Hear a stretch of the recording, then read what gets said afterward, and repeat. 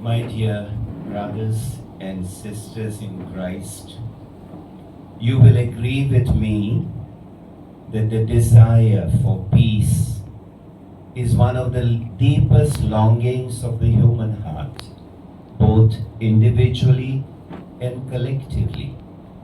Our hearts long for peace. Even in ancient Israel, peace was considered a rare treasure. And in today's gospel, we have heard just now Jesus telling his disciples, "Peace I leave with you. My peace I give to you. Not as the world gives, do I give it to you." We must keep in mind the context in which Jesus says these words, which come in chapter 14 of St. John. It is the context of the Last Supper, an encounter of loving intimacy. And these words are part of the farewell discourse of Jesus. Jesus knows that he is going to leave his disciples. And as he knows that he is going to depart, Jesus shares with them the precious gift of peace, a peace that the world cannot give. Jesus was aware that a time had come for him to depart, to go back to the Father. And he understands very well the plight, the future plight of his disciples after his departure. And so he offers them peace, an act through which he wants to calm down their fears, their worries, their anxieties. After his departure, the disciples will have to continue the formidable task of his mission, the formidable mission of Jesus. They would have to carry it forward, for which they would need several qualities: peace of mind and heart, courage and fortitude in the face of trials and sufferings. My dear friends, in the Bible, the word for peace, shalom, never means simply the absence of trouble. It means everything which makes for our good. The peace which the world offers us is often the peace of escape, the peace which comes from avoiding trouble, from refusing to face things. But the peace which Jesus offers us as his disciples is the peace of conquest. No experience of life can ever take this peace from us. And no sorrow, no danger, no suffering, no tribulation can make it less. It is independent of external circumstances. And after Jesus has given his peace to his disciples, he speaks of his destination.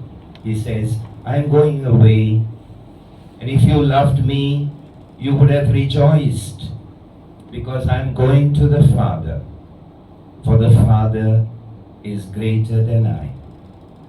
And he adds, "I do as the Father has commanded me, so that the world may know that I love the Father." His peace, the peace of Jesus, comes from aligning everything in his life to the will and to the plan of his Father. His life is characterized by his total surrender to the Father's will. And remaining in obedience to his Father, he makes his life a complete self-gift of love, of service, and of mercy till the last moment, his death on the cross.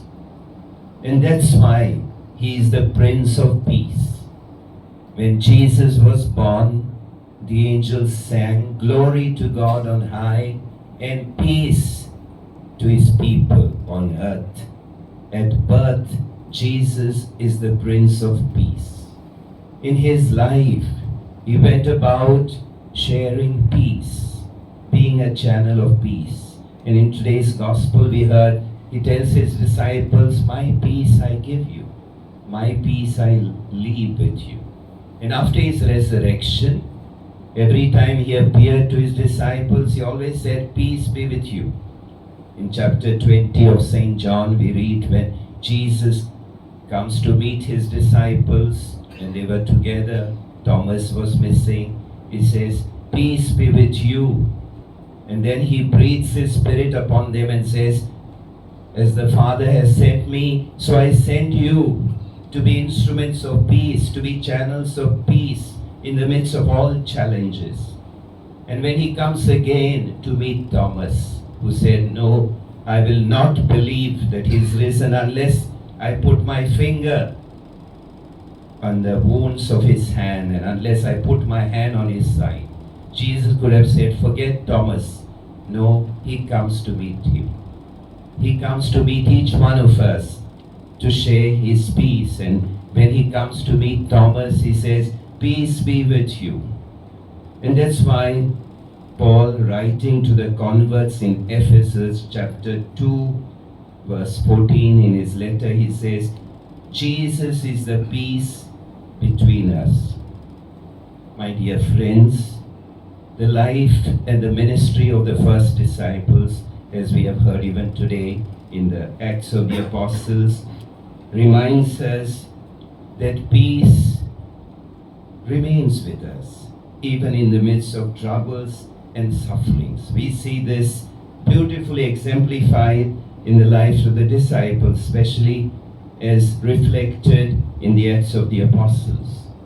Yesterday, we had heard how attempts were made by both Gentiles and Jews with their rulers to mistreat Paul and Barnabas and to stone them in Iconium. And because of that, they run away. They run away to Lystra. They fled to Lystra. And when they reached Lystra, the Jews came from Iconium, followed them up to Lystra. They instigated the crowds. They stoned Paul.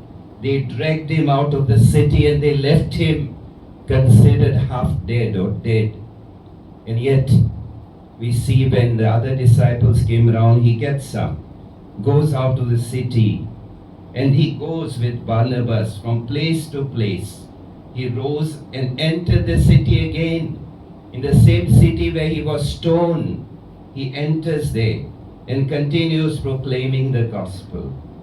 And the next day they leave. Barnabas, together with Barnabas, they go and preach the gospel in the other cities.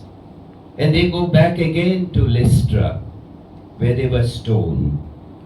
And the Acts of Apostles say, they went about strengthening the other disciples, encouraging them to continue in the faith, and saying that through many tribulations we must enter the kingdom of God. And they appoint other elders, and with prayer and fasting they commit them to the Lord, and they pass to them this responsibility of sharing the good news, collaborative leadership, even in the midst of challenges. And the Acts of Apostles say they went to Pisidia, Pamphylia, Perga, Attalia, and from there they sailed back to Antioch, where they were stoned already. Synodal disciples of Jesus, giving hope, even in situations which looked apparently hopeless. And then when they come back to Antioch, they gather the church together and declare all that God had done with them and how he had opened a door of faith to the Gentiles. My dear brothers and sisters, let us thank Jesus that he has called us with great love to be synodal disciples of hope. And let us ask him to give us his peace, his courage, his fortitude, to remain joyful and courageous in the midst of all challenges and continue our mission of being synodal pilgrims of hope.